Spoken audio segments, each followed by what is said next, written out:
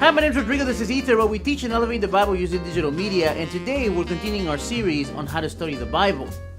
On our last video, we talked about exegesis, which is reading scripture trying to seek the original meaning to the original audience.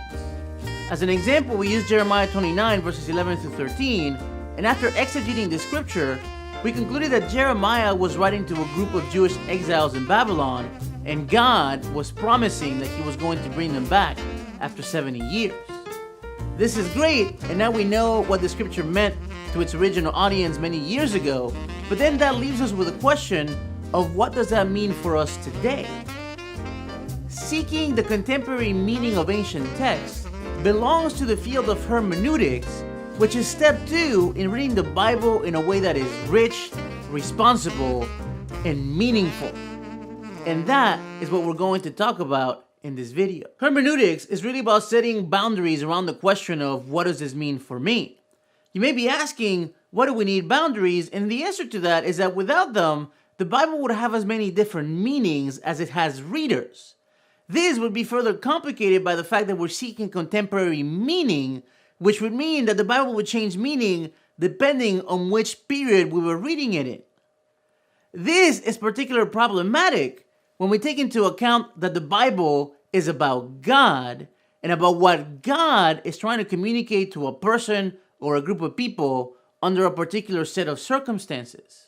As such, Scripture cannot mean today what it never meant in the past. From the past, we know that we are not the subjects of the promises of the Scripture because Jews who were exiled in Babylon were, and we also know that more than 70 years have gone by since the scripture was written, and the promises have long been fulfilled.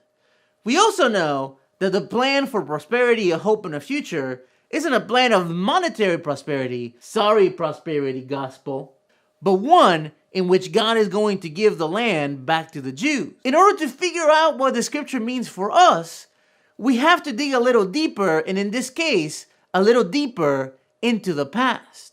What we can learn from Jeremiah 29 is actually about God's faithfulness. See, many more years in the past, in Leviticus 26, God makes a covenant with the nation of Israel that he will bless them as long as they obey him, and if they don't, then he's going to curse them. In Jeremiah 29, we find the fulfillment of that curse in that they're being exiled because they were disobedient.